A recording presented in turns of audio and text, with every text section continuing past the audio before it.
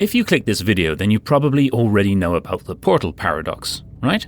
You know, the concept from the video game: a blue hole in the wall, an orange hole in another wall, stuff enters one at a certain speed and exits from the other at the same speed. Now, this portals concept has raised many brain-bending questions. For example, what happens if you put one portal in a box and send that box through the other portal? Also illustrated here with two surfaces, in this case tabletops. What's going to happen when you slide one portal into the other? Or this. Damn, yeah, I'm not sure I even want to comprehend the outcome of this one. But the most famous and most hotly debated question remains this one, simply known as the portal paradox. So here goes. If the orange portal hurtles towards our beloved companion cube, will the cube exit the blue portal with no velocity because it had none to begin with, plop? Or will it come out at the orange portal's speed, whoosh? The solution can only be one or the other, right?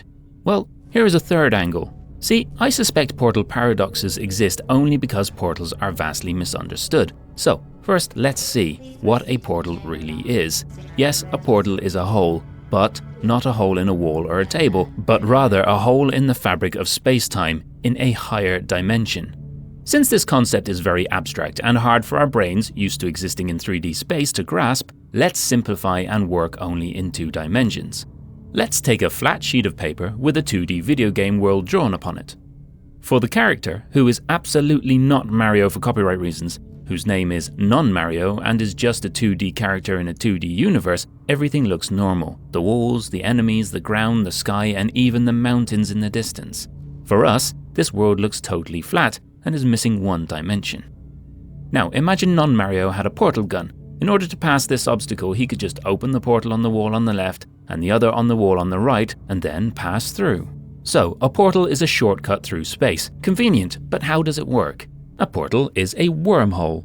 According to Wikipedia, a wormhole or Einstein-Rosen bridge is a speculative structure linking disparate points in space-time, and is based on a special solution of the Einstein field equations. Wormholes are consistent with the general theory of relativity, but whether wormholes actually exist remains to be seen. Many scientists postulate wormholes are merely a projection of the 4th dimension, analogous to how a 2D being could experience only part of a 3D object.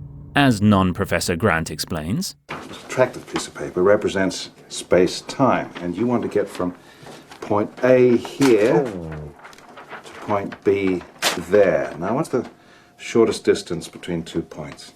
A straight line. Wrong.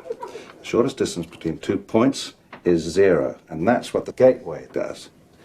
It folds space so that point A and point B coexist in the same space and time. When the spacecraft passes through the gateway, space returns to normal. So using some technology that's way beyond us but theoretically possible, a wormhole device like the portal gun from the video game would bend space so as to bring 2 of its points to the same coordinates. The 2D space is being bent inside a higher dimension, our 3D space. For Nonmario, everything still looks normal. He doesn't feel like everything is bent or distorted.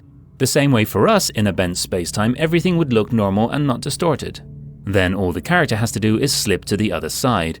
From the flat 2D point of view, this happens. Nonmario seems to teleport, that is, travel faster than light. But it is not possible to travel faster than light, as confirmed a few seconds earlier in the movie. To create a spacecraft capable of faster than light flight.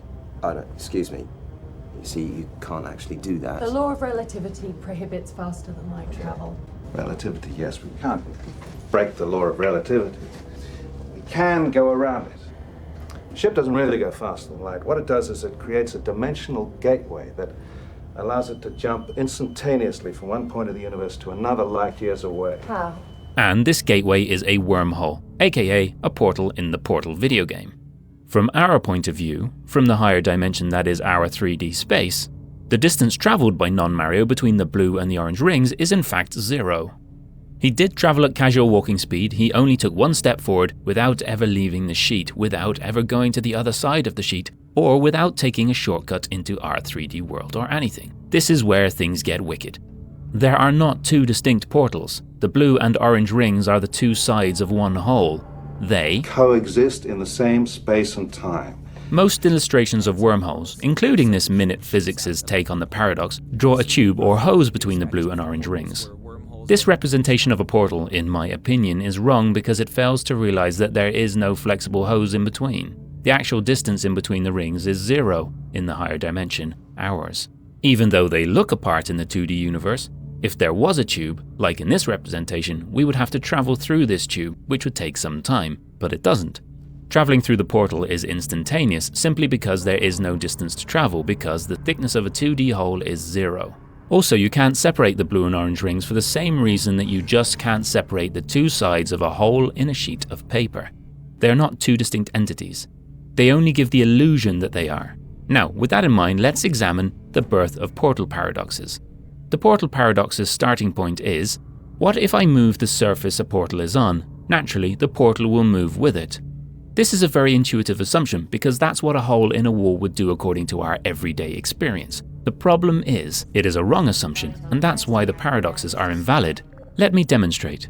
This illustration shows that the fundamental property of portals or wormholes is that they are holes in the fabric of space-time, not in walls or tables. It is not a hole in Nonmario's wall, but in the fabric the wall is drawn on. The portal actually couldn't care less to be on a wall or another flat and smooth surface. It appears wherever the two ends of the sheet touch.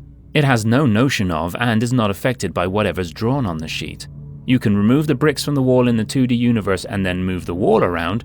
This hole will indeed move along with the wall because it's in the same 2D universe as the wall, but a portal is at a different level entirely. It is in a higher dimension. You can move the wall around, but the fabric of space-time is completely independent from it, and the portal will stay exactly where it is. Portals are commonly treated like simple decals that can and have to be placed on a flat surface like a wall, a table, or the bottom of a pizza box. As far as I can tell, this is a vast misunderstanding of what a portal is. Obvious question, so why do portals have to be on a flat surface in the game? The answer is extremely straightforward. It is a simple constraint added by the game developers. Imagine indeed if we were allowed to create portals absolutely anywhere, hanging in thin air as they are perfectly able to be. The game would lose all its interest.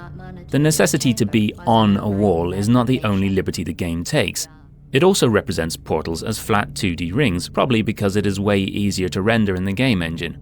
And also it makes the portals look like doors, a concept we are very familiar with and use every day. This is probably why, in the attempts at solving the portal paradoxes, portals are treated like everyday objects that can stick to walls and be moved around. In reality, they're anything but this. In the movie Interstellar, where wormholes are represented much more accurately, we can see that not only are they spherical, but also they can float in space and do not require any flat surface to exist. There, that's it. That's the wormhole. It's a sphere. Well, of course it is. What you thought it would just be a hole. No, it's just that all the illustrations I've ever seen, The illustrations. I'll show you how it works. So they say you want to go from here to there, but it's too far, right? Mm-hmm. So a wormhole bends space like this, so you can take a shortcut through a higher dimension. Okay, so to show that, they've turned three-dimensional space into 2 dimensions, which turns a wormhole into 2 dimensions. A circle. What's a circle in 3 dimensions? sphere. Exactly. Spherical hole.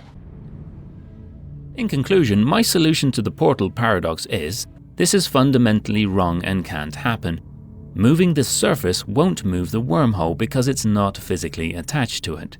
It doesn't make sense to try and put a blue portal in an orange portal. It's impossible. Because they are not simple everyday holes in a wall. They are not 2 distinct extremities of the same tube, but the same point in space and time. There is no solution, because there is no paradox to begin with. Thanks for watching the video, I hope you enjoyed it. What's your take? Feel free to discuss in the comments below.